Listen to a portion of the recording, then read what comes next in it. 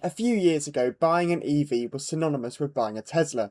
These days, though, that couldn't be further from the truth.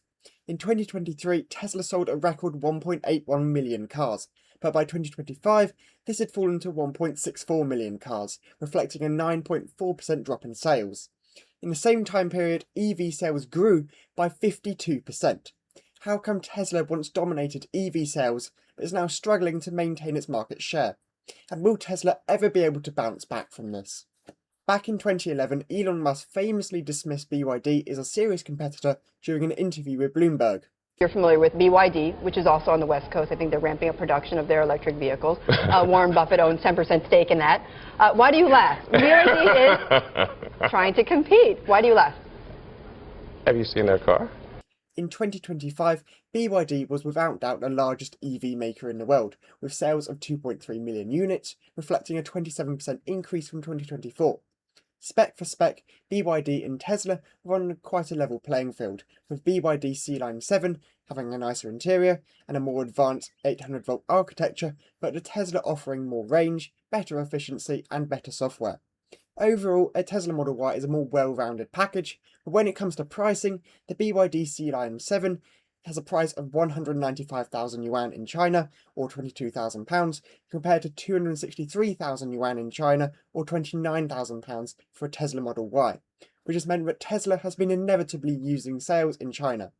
While BYD is stretching Tesla when it comes to price, other Chinese automakers are stretching Tesla when it comes to quality as well though. While BYD is more of a mainstream manufacturer, Zeekr, XPeng, NIO and Li Auto are comfortably described as premium brands. A Zeekr 7X, for instance, will charge from 10 to 80% in 13 minutes, compared to 25 minutes in the Tesla.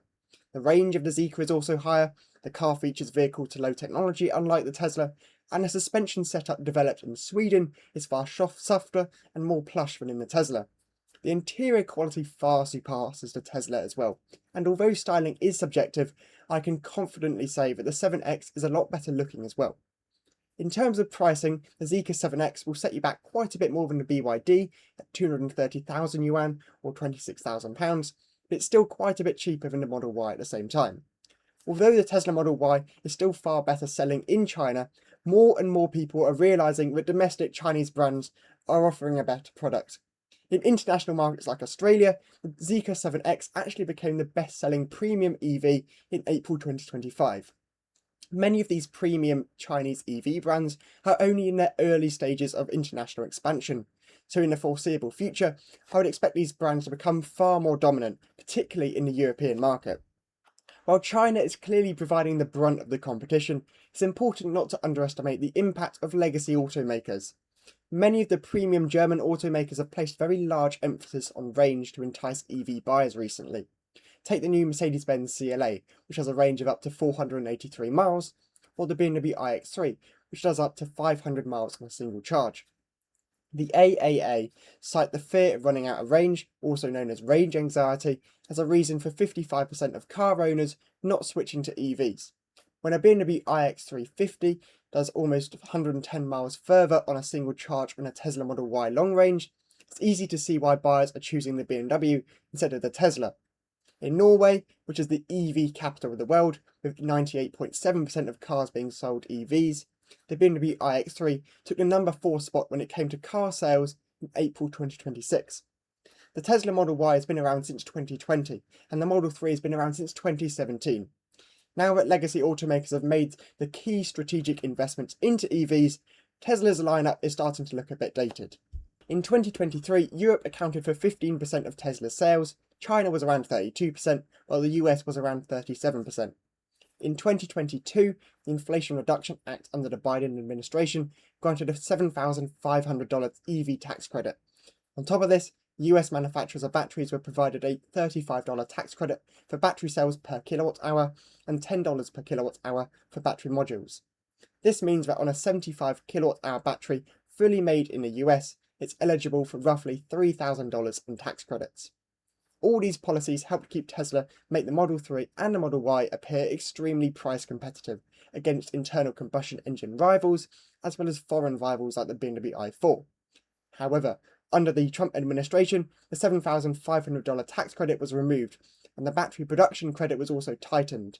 Simple economics will see that higher prices resulting from this policy shift will mean that EV demand in Tesla's largest market will fall. The final issue for Tesla comes from the CEO himself.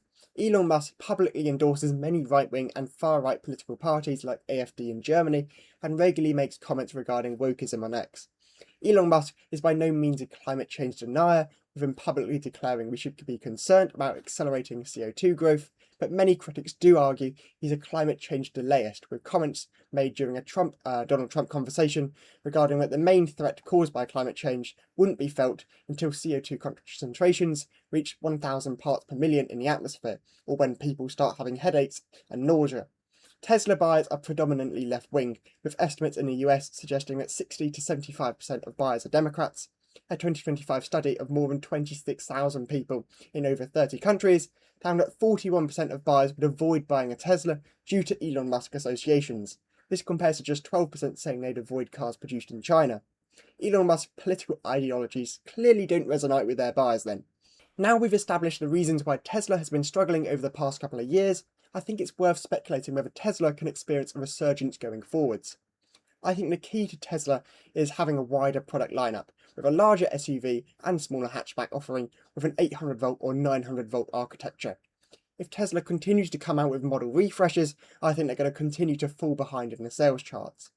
BYD launches a highly advanced model left, right and centre all the time, and have ambitious plans in Europe to roll out 3,000 flash charging stations, with 1,500 kilowatt charging speeds compared to only 500 kilowatts at Tesla superchargers.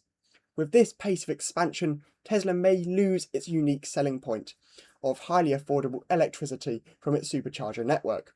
If Democrats also come into office in the 2028 election, I think it will be certain that Tesla will benefit from this move as well.